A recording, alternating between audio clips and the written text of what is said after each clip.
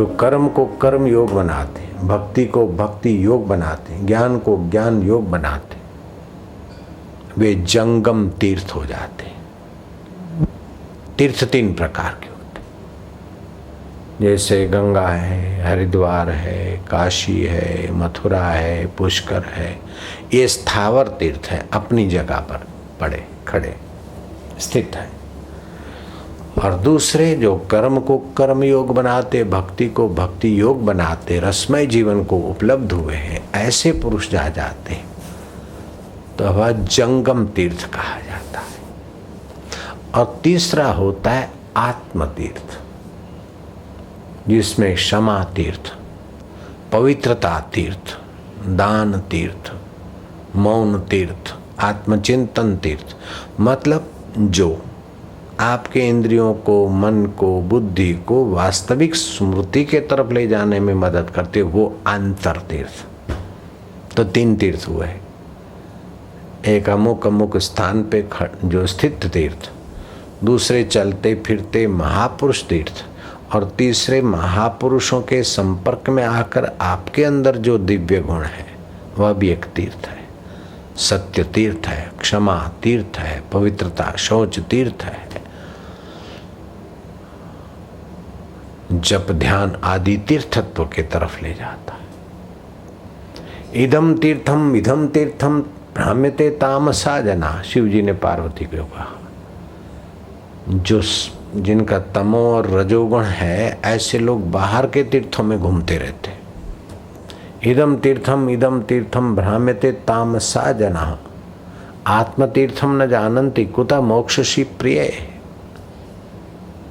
जो आत्म तीर्थ को नहीं जानते अथवा आत्म तीर्थ को जताने वाले महापुरुष रूपी तीर्थ के शरण नहीं जाते, वो बाहर के तीर्थों में घूमते घूमते अभ्यागत साधु खड़िया पलटन रह जाते जीवन भर। हम तो 40 साल से साधु बने, क्या करते हो कि बस तीर्थों का रटन करते हैं, भगवान जी का, ठाकुर जी की पूजा करते। तो बाहर के तीर्थ अच्छे हैं, लेकिन वो संत तीर्थ पहुंचाने, संत रूपी तीर्थ, और संत रूपी तीर्थ के सत्संग और साधन की युक्ति से आत्म तीर्थ में जाए तो वास्तविक स्मृति जागृत हो जाए। अर्जुन कहते हैं नष्टो मोह स्मृति लब्ध तत्प्रसादात, आपकी कृपा से। तो आप कौन? मया अच्युत, तुम्हारी कृपा से मेरा मोह नष्ट हो गया। अच्युत संबोधन दिया। शरीरधारी च्युत हो जाते, पदधारी च्युत हो जाते, लेकिन परब्रह्म परमात्मा अच्युत है। इसलिए सनातन धर्म की आरती के बाद अच्युतम केशवम राम नारायणम कृष्ण दामोदरम वासुदेवम श्रीधरम माधरम गोपिका वल्लभम जानकी। तो अच्युत संबोधन किया। तो कैसे अच्युत संबोधन किया कि अपने अच्युत स्वरूप की स्मृति अच्युत ही तो करा सकता है। जो च्युत होने वाला है वो क्या स्मृति कराएगा असली स्वरूप?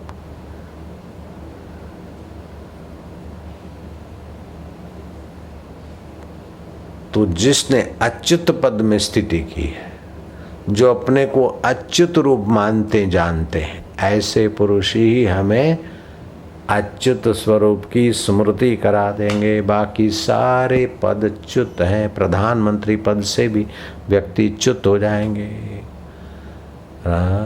मुख्यमंत्री पद से भी व्यक्ति च्युत हो जाता है, डीएसपी पद से, आईजी पद से, सारे पदों से नीचे आ जाते, छूट जाते। इंद्र पद से और कुबेर के पद से भी च्युत हो जाना पड़ता है, लेकिन परब्रह्म परमात्मा पद से एक बार ठीक से सतगुरु की कृपा पचा ली तो फिर तो ये फल साधन ते न होई, अपने बल से अपने साधन से नहीं होंगे।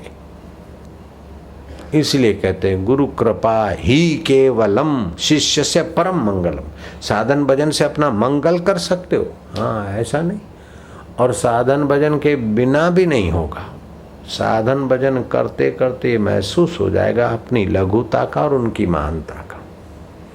अपने च्युत पदों का और उनके अच्युत पद का साधन भजन से बुद्धि का विकास होकर सात्विक बुद्धि में बैठेगा कि ये हमारी जो यश की, हमारे कुल में परंपरा से गुरु परंपरा है, हम ग्रेजुएट हैं, हम आईएएस हैं, हम फलाने हैं, हम कईयों को साक्षात्कार करा सकते हैं, इतनी हमारे में योग्यता है।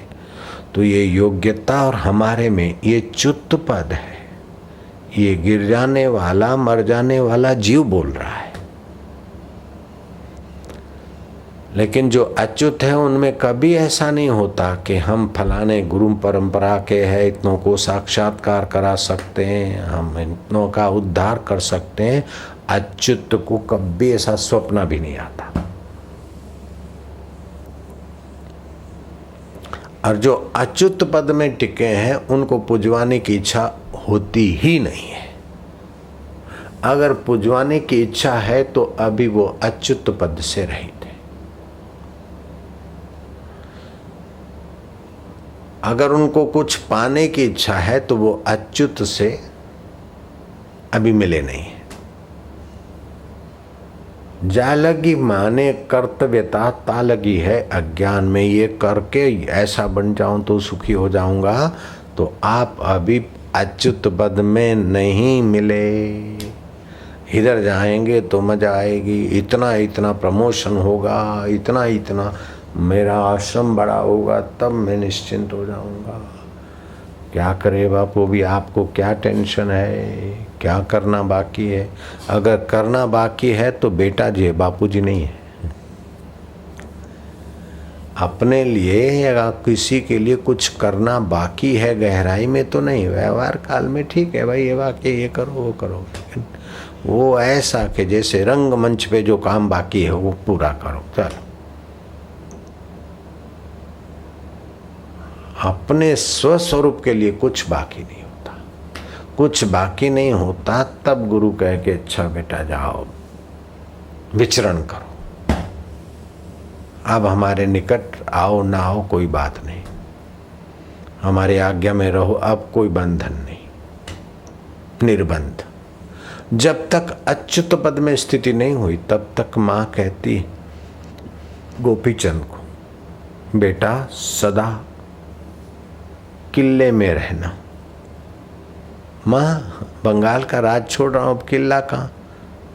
बोले बेटा गुरु की आज्ञा में, गुरु के सानिध्य में रहना ही किला है, नहीं तो बाहर के शत्रु, प्रशंसा करने वाले, निंदा करने वाले, भोगों में फंसाने वाले और अंदर के विकार कभी भी हावी हो सकते। और मन की पुरानी आदत है संयोगजन्य सुख लेने की, इंद्रियों को पुरानी आदत है, कान सुन सुन के मजा लेते हैं यश। ऐसे ही शरीर से मन से जो भी कुछ संयोगजन्य सुख, संयोगजन्य सुख की आदत बनी रही तो अच्युत सुख में नहीं टिक सकोगे। और जब तक अच्युत सुख में नहीं पहुंचे तब तक आप निर्दुख नहीं हुए, मोह नष्ट नहीं हुआ। अर्जुन का मोह नष्ट हुआ है, श्री कृष्ण के दर्शन होने पर भी मोह नष्ट नहीं हुआ। जब श्री कृष्ण के उपदेश को बार बार कृष्ण बरसाते रहे अहेतु की कृपा से, वो नहीं पूछ रहे, नहीं मांग रहे, फिर भी सुनाए जा रहे, ये अहेतु की भगवान की कृपा है। ऐसी अहेतु की कृपा से अर्जुन का जब जैसे मरुभूमि में हरियाली होना कठिन है लेकिन अति बरसात होने से वहाँ भी हरियाली हो जाती है, ऐसे ही जुवानी में और संयोगजन्य सुख की लालसा वाले जीवन में विवेक, वैराग्य और परमात्मा प्राप्ति में टिकना बड़ा कठिन है। लेकिन बार बार श्रवण, बार बार जप ध्यान, बार बार वैसा संग, तो फिर वो जिज्ञासा हो जाती। तो नष्टो मोह स्मृति लब्धवा, तो कैसे लब्धि स्मृति? तत्प्रसादात, आपके प्रसाद से, अपने आप नहीं, तत्प्रसादात। मैं अच्युत मेरे को प्राप्त हुआ। किससे प्राप्त हुआ? अच्युत है, अच्युत से प्राप्त हुआ है। स्थिरो अस्मि, अब मैं स्थिर हो गया। गत संदेह, करिष्ये वचनम तव, अब तुम्हारी बात मानूंगा।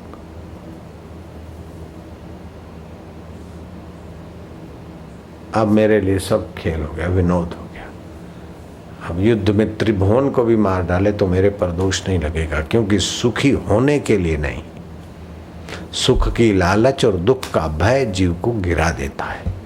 सुख अंदर आ गया और दुख का भय नहीं, निर्दुख पद में टिक गए, फिर उस व्यक्ति को चाहे राज्य करे, चाहे समाधि करे, चाहे अप्सराओं के साथ विलास करे, चाहे नृत्य देखे। अखा भगत ने कहा, अखा भगत अच्युत पद में पहुंच गए। राज्य करे रमणी रमे के ओढ़े मृगसाल, जो करे सो सहज में सो साहिब को लाल। समर्थ को नहीं दोष गोसाई। हे राम जी, उस ज्ञानवान को तुम किस तराजू में, तराजू शब्द नहीं होगा, ज्ञानवान को का वर्णन पूरा कैसे कर सकते। कुछ लक्षण बताते, लेकिन ज्ञानी की गति ज्ञानी जाने। कुछ ऐसे ज्ञानवान हैं जो कटु वचन बोलते, श्राप देते, हे ब्राह्मण इधर आप, अरे इधर। वो आधा मील दूर से ब्राह्मण जा रहा था, आया, महाराज प्रणाम कर। अभी प्रणाम करता है, कहाँ से आया? बोले भगवती का अनुष्ठान किया, उपासना की, 40 दिन माँ भगवती आई और पुत्र प्राप्ति का वरदान मिला महाराज। बोले कैंसल हो गया। नहीं होगा बेटा, जा साले। दुर्वासा ऋषि के जीवन में आता, हम इधर बैठे तो वरदान पाके यूं परवारा जा रहा है, तो संत का अनादर करता है। भगवती ने कह दिया तो क्या है, नहीं होगा। नहीं हुआ। किन्नाराम संत के पास किसी अहिर ने भेजा सेठ को। सेठ भटक भटक के थक गए। आखिर संत तुलसीदास जी की प्रशंसा सुनी और उनके यहाँ जाकर झोली फैलाई कि महाराज कृपा हो जाए। महाराज ने कहा, शाम को संध्या के बाद युगल सरकार पधारते हैं, सत्संग होता है, मैं प्रयत्न करूंगा, सरकार से पूछ लूंगा राम जी से आपके भाग्य में है कि नहीं। फलानी तिथि को आना। वो सुबह सुबह फलानी तिथि को बैलगाड़ियों में फल मेवा मिठाइयाँ भरा के ले गए। महाराज ये कहाँ उतारना है प्रसाद? तुलसीदास ने कहा, हमें परिग्रह नहीं चाहिए, तुम्हारा काम ही नहीं कर पाते। सरकार ने कहा कि आपके भाग्य में 10 जन्म तक नहीं। ये वोट वाली सरकार नहीं, राम सरकार। सेठ वापस लौट रहा है। प्रसाद की 2 बैलगाड़ियां सेठानी ने कहा, कहाँ ले जाएंगे? घर के धर्म के लिए निकाला हुआ। महापुरुषों के पास खाली हाथ नहीं जाना चाहिए, लेकिन अब उन्होंने नहीं लिया तो ये घर वापस कैसे ले जाए? तो रास्ते में बांटते गए तो रोते चेहरे। तो किसी अहिर ने पूछा कि सेठ, ये आप प्रसाद बांटते समय तो औदारी सुख होता है, जो देता है ना उस समय दान करने का सुख होता है, और कमाई का कुछ हिस्सा जो दान में नहीं जाता तो बच्चों की बुद्धि विपरीत कर देगा। तो कलयुग है, न जाने कैसी कैसी कमाई आती है। हक की कमाई में भी 10% सत्कर्म में खर्च करना चाहिए, शास्त्र का आदेश। तो अब सेठ ने सोचा कि अब ये उसने पूछा कि सेठ, ये तो आप प्रसाद बांट रहे और फिर चेहरा उतरा है, आंखों में आंसू है। तो सेठ ने अपना दुखड़ा रोया। तो वो अहिर जो दूध ले जा रहा था देने को कहीं, बोले धीरज रखना, यहाँ काशी में तुलसीदास से आए हो न लौट कर निराश होकर, लेकिन किन्नाराम संत रहते हैं, उनके पास आते जाते रहना और कभी पूछ ले कि क्या चाहिए। और वो तो पक्कड़ संत है, अपना सेठपना मत रखना। संत के पास अपना पद और प्रतिष्ठा लेके गए तो कभी भी खतरा हो सकता है, और श्रद्धा ले गए तो कभी भी झोली भर सकती है। अपना ईगो ले गए तो कभी भी ठोकर लग सकती है, और श्रद्धा भक्ति ले गए तो कभी भी कटोरी भर सकती है। धीरज रखना, श्रद्धा और सबूरी। सेठ आते रहे जाते रहे। एक दिन किन्नाराम ने कहा कि ए सेठरा बच्चा कहाँ लाया? बोले महाराज पूरी। बोले साले पूरी लाता है बेटे के लिए लाता है साले, जितनी पूरी है उतने बेटे दिए लाओ। तो पूरी थी 10, बेटे हो 10 दे दिए जाओ। अब भाषा करने बोलने का तरीका, साले क्या लाया है, जा साले जितनी पूरी उतने बेटे दिए जाओ, खाए मस्त। 12 महीने के बाद 2 लाल आए, 20% पेमेंट हो गया। पत्नी ने कहा संत तुलसीदास के पास पहले चलेंगे। तुलसीदास ने पूछा कि ये आप तो साल भर पहले आए थे। बोले हाँ महाराज। तो ये किसके गोद लिए हैं? बड़े सुहावने प्यारे बच्चे लगते हैं, अच्छे हैं, गोद में लिए। बोले महाराज गोद नहीं लिए हैं, ये आपके यहाँ से हम लौट रहे थे ऐसा ऐसा। फिर किन्नाराम ने कहा एक तो क्या 10 दिए, तो वो 10 का आदेश दिया था, तो उसमें 20% तो पेमेंट हो गया है, 5वां हिस्सा तो आ गए 2 जोड़ के, अभी 8 और आने के। तुलसीदास ने हकीकत जानी। अब जुगल सरकार कब पधारे मैं पूछूं। रात को भगवान आए, बोले प्रभु कृष्ण अवतार में तो नर हुआ कुंजर हुआ, आप लीला अवतार था, रामा अवतार तो कदम कदम पे मर्यादा, तो अगर नहीं था तो आप ना बोल देते। किन्नाराम ने कहा 10 दिए और आप बोलते 10 जन्म तक नहीं थी, ये सब झूठ क्यों आपको बोलना पड़ा, क्या व्यवस्था थी प्रभु? बोले नहीं व्यवस्था नहीं थी, उसके प्रारब्ध में नहीं था। तो फिर ये किन्नाराम ने, अरे बोले किन्नाराम ने अपनी मस्ती में आके दिया तो उसमें हमारा क्या होता है। तब से कहावत चल पड़ी, जो न करे राम सो करे किन्नाराम। श्री राम ने तो बैलेंस बताया और किन्नाराम ने ओवर ड्राफ्ट कर दिया, ओडी कर दिया। तो जो स्मृति जिनको आगे उसमें जो टिक गए और योग का सामर्थ्य है, उनके आगे प्रकृति अपना नियम बदल देती। एक होती है अनुभूति और दूसरी होती है स्मृति। अनुभूति भोगे हुए विषयों की होती है, मन से होती है, इंद्रियों से होती है, बुद्धि से होती है, शरीर से होती है। लेकिन स्मृति स्व से होती है और स्मृति के 2 विभाग हैं, एक क्लिष्ट स्मृति जगत की स्मृति और एक तात्विक सच्ची स्मृति। जगत की स्मृति, कश्मीर गए थे बड़ा मजा आया था, अब कभी जाएंगे, फलाना खाया था ढोकड़ा बहुत मजा आया, फलाने से मिले थे, फलानी बड़ी स्मार्ट है शादी करेंगे, ऐसा फलाना स्मार्ट। ये स्मृति क्लिष्ट स्मृति है, फंसाने वाली, अपने सुख को बाहर दिखाने वाली। दूसरे तात्विक स्मृति, फलाने से फलानी से मिले फिर भी सुख टिका नहीं, फिर सुख के लिए भागे। फलानी जगह गए फिर भी सुख टिका नहीं, फिर सुख के लिए भागे। फलाना करेंगे तो सुखी होंगे, कर लिया फिर भी कदम वहाँ टिके नहीं और कुछ। तो ये मूल स्मृति जो है जीवात्मा को परमात्मा का अंशन है। तो जब तक वहाँ नहीं पहुँचा तब तक कहीं भी आप पहुँच जाओ, पूरा संतोष नहीं हो सकता है। हाँ बेवकूफ़ी से कहे हाँ मैं अभी संतुष्ट हूँ, घरનું ઘર છે, પત્ની સુંદર છે, દીકરો આજ્ઞાકારી છે, ગૃહસ્થી જીવનમાં હું બહુ સંતુષ્ટ છું। પણ એટલે આ ડફોળ, ઘરનું ઘર ને પત્ની સુંદર ને છોકરો આજ્ઞાકારી એટલે તું સંતુષ્ટ, પણ એ છોકરો સુખનો છોકરો છે, પત્નીનું સૌંદર્ય ક્યાં સુધી, ઘરનું ઘર ક્યાં સુધી, ને આ શરીરનો રોગ આવશે તો તારું સુખ ક્યાં જશે?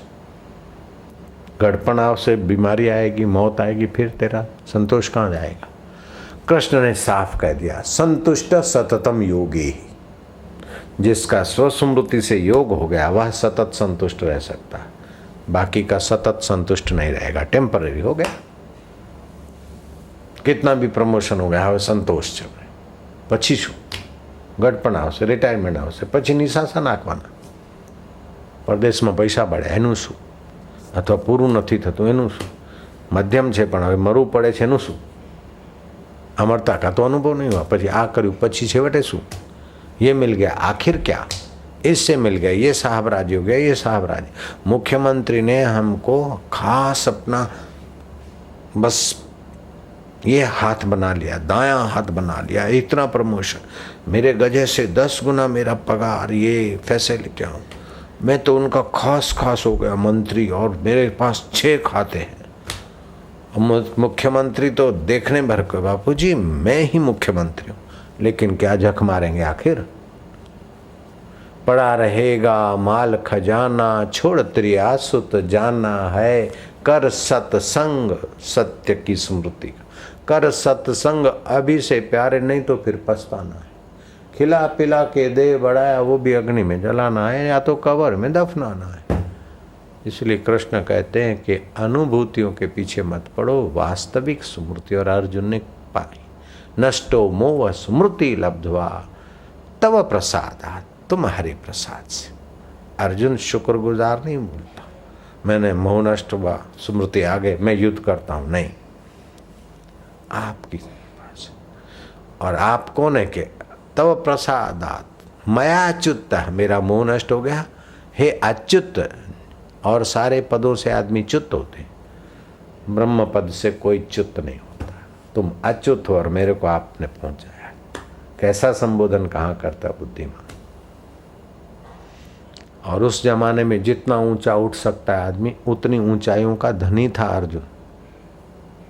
सशरीर स्वर्ग जाना, अप्सरा के प्रलोभन में न पड़ना, संभोग के वर्ष भर का हीरे का वर्धन श्राप मिला, वो शिरोधारी, और मन में मलिनता नहीं, ऐसा अर्जुन। लेकिन जब तक वास्तविक स्मृति नहीं हुई तो कृष्ण के दर्शन होने के बाद भी अर्जुन की गाड़ी लड़खड़ा रही थी। शिव जी के दर्शन हुए थे, शिव जी ने परीक्षा ली थी, गाड़ी धनुष्य में लगे हो।